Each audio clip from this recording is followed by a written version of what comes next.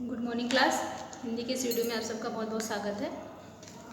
बच्चों, आज की इस वीडियो में हम सब बसंत भाग 2 के पाठ 15 नीलकंठ का प्रश्न उत्तर करेंगे।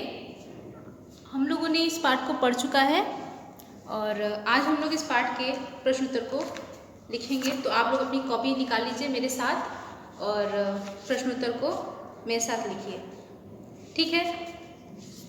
तो इस कहानी से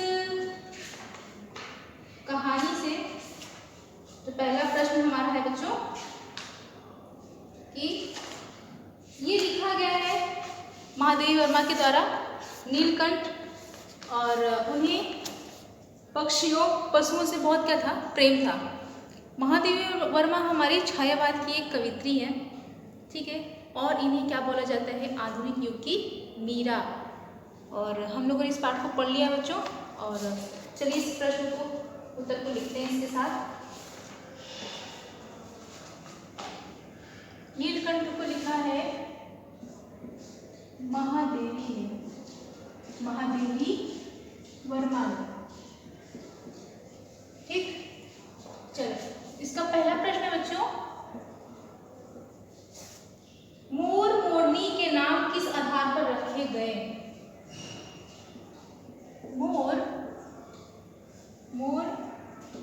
मोरनी के नाम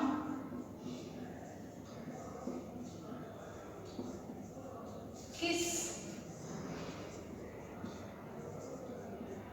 आधार पर रखे गए। पूछ रहा है कि मोर मोरनी के नाम किस आधार पर रखे गए। तो नीलाभ ग्रीवा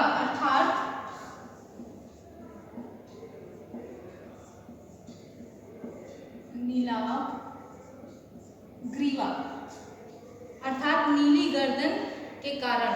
ग्रीवा मतलब होता है गर्दन, क्या होता है बच्चों, गर्दन।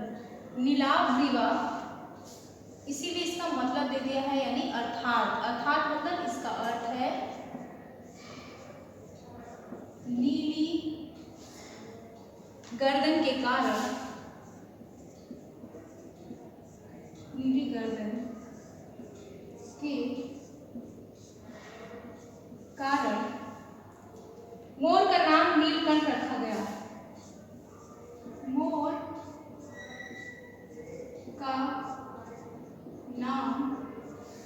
मोर का नाम, ठीक, क्या रखा गया, नीलकंठ रखा गया। नीलकंठ रखा गया। वह मोरनी सदा उसकी छाया के समान उसके साथ रहती थी। मोरनी जो थी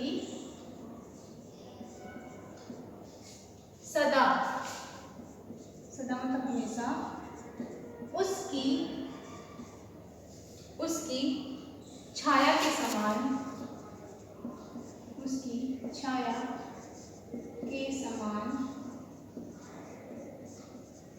ठीक, उसके साथ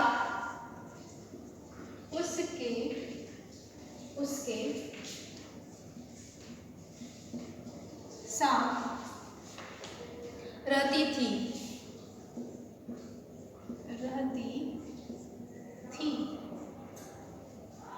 इस कारण उसका नाम राधा रखा गया।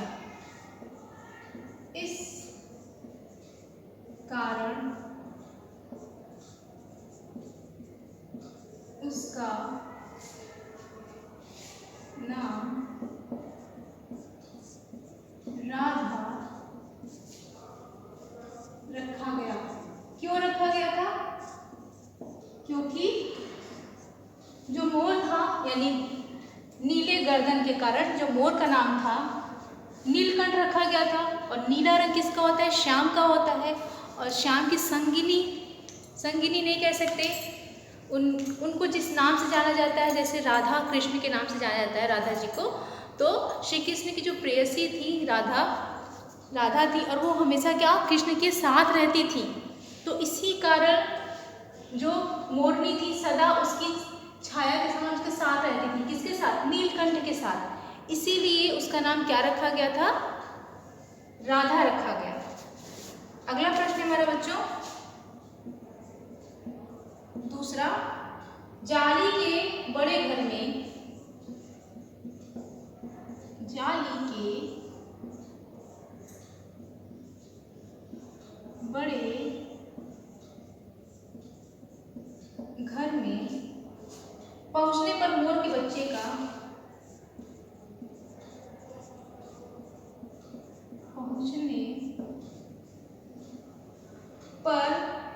मोर के बच्चों का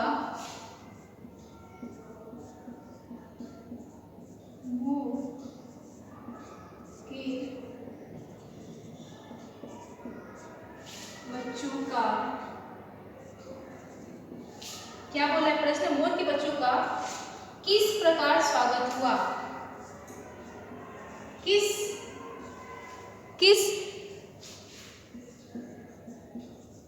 प्रकार स्वागत हुआ? तो किस प्रकार स्वागत होता है? जब जाली के बड़े घर में पहुंचे पर मोर के बच्चों का किस प्रकार स्वागत हुआ? तो दोनों नवागंतुक को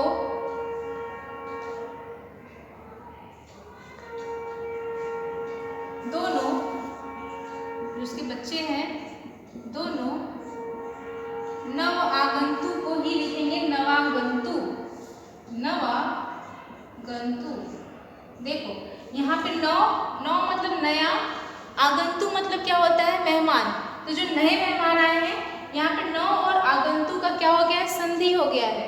तो दोनों मिला के क्या बन गया? नवागंतु। यानी जो दोनों मेहमान ही तो थे, जो उनके बच्चे थे, दोनों नवागंतु को पहले से ही घर में रहने वाले, पहले से ही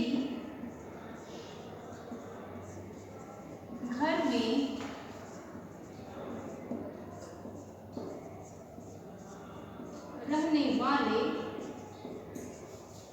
में रहने वाले लोगों में उस प्रकार का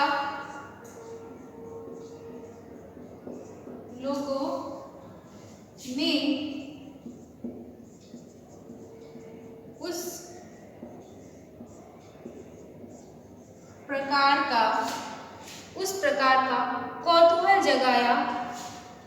कौतूहल मतलब अंदर से उत्तेजना पैदा करना, जिज्ञासा पैदा करना, उसे कोई क्या बोलते हैं? कौतूहल। कौतूहल जगाया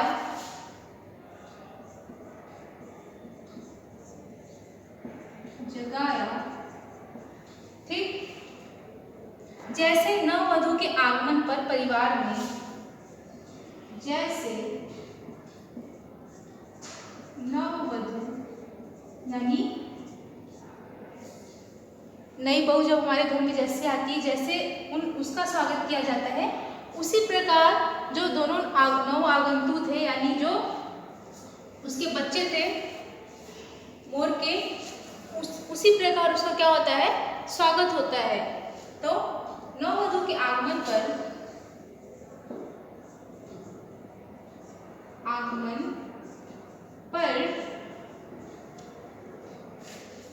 परिवार में उत्सुकता और प्रसन्नता होती है।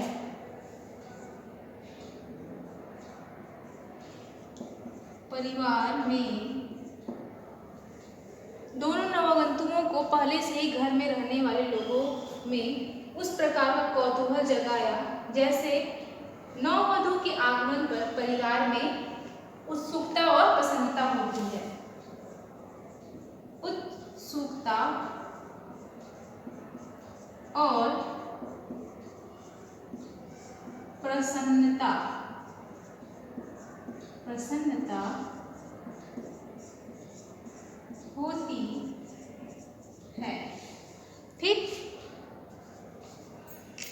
लक्का कबूतर नाचना छोड़ उनके चारों ओर घूम घूम कर, जो कबूतर होता है उसका नाम क्या होता है? लक्का। लक्का कबूतर, ठीक, नाचना छोड़, अपना नाचना छोड़कर, नाचना छोड़ क्या करने लगता है? उनके चारों ओर घूम घूम कर गुटरगू की रागनी गाने लगता है। छोड़ उनके चारों ओर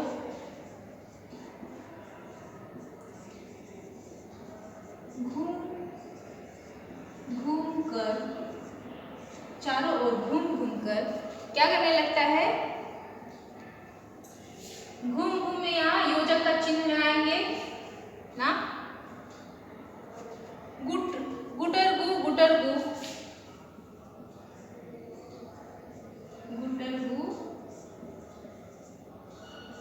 गुटरगू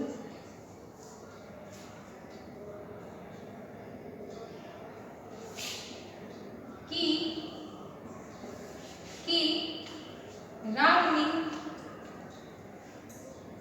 रागनी, रागनी मतलब आवाज, सुरीली आवाज, रागनी अलापने लगे, वही गाने लगे, अलापने लगे। गाने को ही बच्चों बोला जाता है अलापना, ठीक। जब एक ही चीज की रट कोई लगा ले तो रटना भी बोलते हैं और उसको क्या बोलते हैं? अलापना भी बोलते हैं। रट लगाने को ही अलापना बोलते हैं। अलापने लगे बड़े खरगोश सब लोगों की तरह, जो उसमें खरगोश था, बड़े खरगोश, तो खरगोश था उसको बड़ा यहाँ बोला जा रहा है कि बड़े खरगोश सब लोगों की तरह समान क्रम से बैठकर, सब लोगों की तरह, सब लोगों की तरह समान क्रम से बैठकर, समान क्रम से बैठकर, ठीक, बैठकर उनका निरीक्षण करने लगा।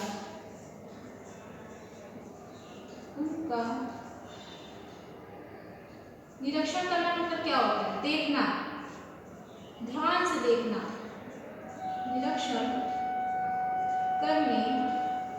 निरीक्षण करने लगा,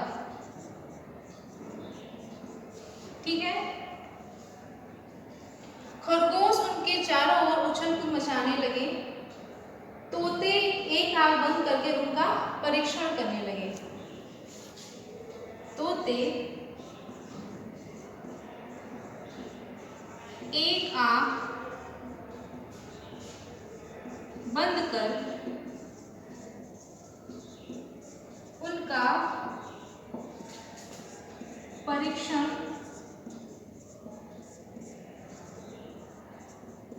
करने लगे। जो तोते थे वो क्या करने लगे?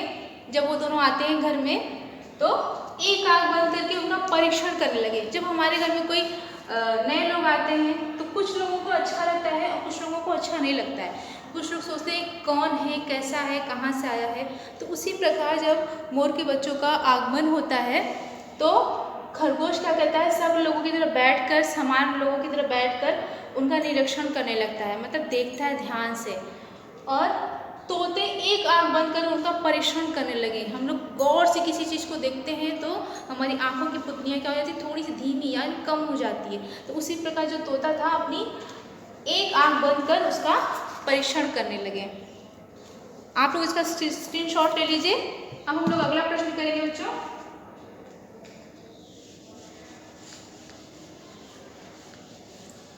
अगला प्रश्न हमारा तीसरा है कि लेखिका को नीलकंठ कौन कौन सी चेष्टाएं भाती थी। लेखिका यानी महादेवी वर्मा को नीलकंठ की कौन कौन सी चेष्टाएं भाती थी। प्रश्न तीसरा, लेखिका को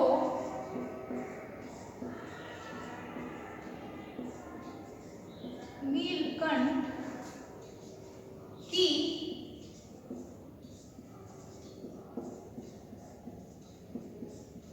कौन कौन सी चेष्टाएं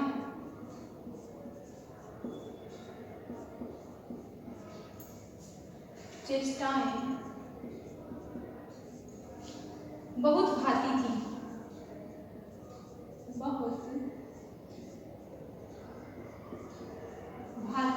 बहुत भाती थी।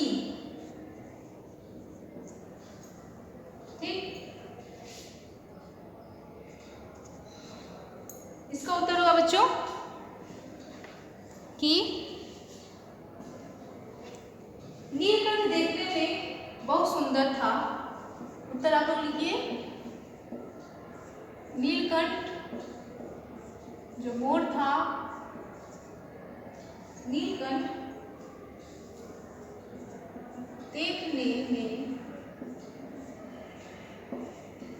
देखने में बहुत सुंदर था।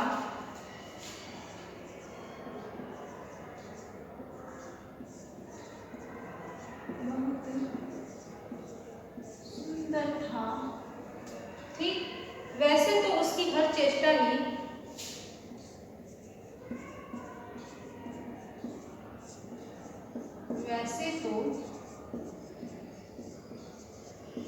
उसकी हर चेष्टा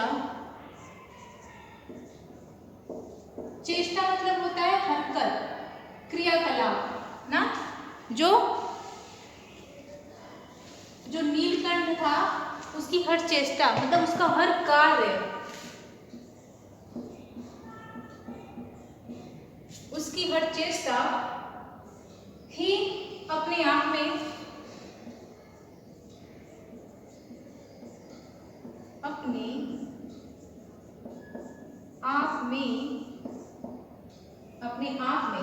आकर्षक थी, लेकिन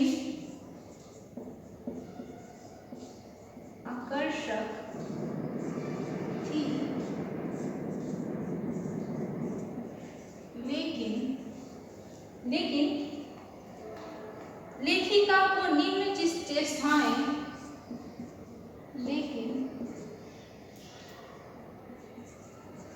लेखिका को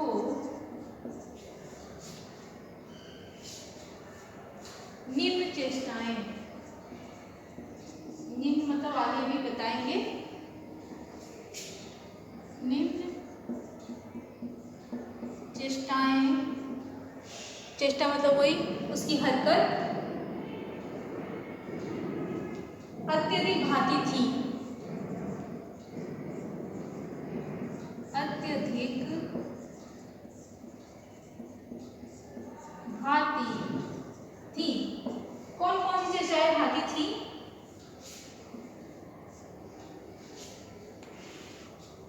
पहला है मेघों के गर्जन की ताल पर।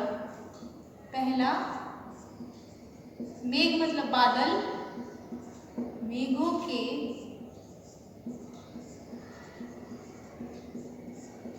गर्जन की ताल मतलब ताल यहाँ बोला जा रहा है आवाज से।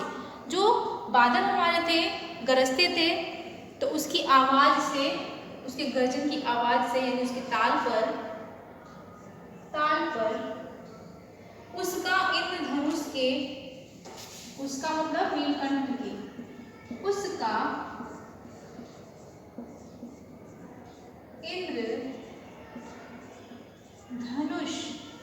इंद्रधनुष के गुच्छे जैसे, के गुच्छे जैसे गुच्छे जैसे पंखों को, गुच्छे जैसे उसके जो पंख थे, इंद्रधनुष को बोला गया है क्योंकि उसके पंख में कई सारे रंग होते हैं, नीले होते हैं, हरे होते हैं और कहीं पे हल्का होता है, मतलब रंग बिरंगी होती है। तो इसीलिए बोला गया कि उसका इंद्रधनुष के गुच्छे जैसे पंखों को मंडलाकर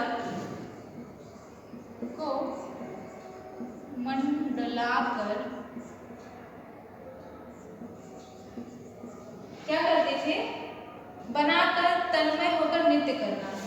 मंडला बनाकर तन्मय होकर, मतलब अपने आप में वो खो जाता था। तन्मय होकर नृत्य, नृत्य मतलब होता है नाचना, नृत्य करना। ठीक, तो मेघों के गर्जन की ताल पे जब बादल बरसते थे तो उसके ताल पर किस प्रकार वो नृत्य करता था। दूसरा है लेखिका के हाथों से, लेखिका के हाथों से हौले हौले चने उठाकर, हौले हौले चने उठाकर खाते समय उसकी चेष्टाएं, खाते समय उसकी चेष्टाएं हंसी और विस्मय, हंसी उत्पन्न करती थी। हंसी उत्पन्न करती थी। तो आज हमारा प्रश्न उत्तर, अब हम लोग आगे के प्रश्न उत्तर बच्चों अपनी अगली वीडियो में करेंगे। तब तक आप लोग इसको नोट डाउन कर लीजिए, स्क्रीनशॉट ले लीजिए। तब तक के लिए धन्यवाद।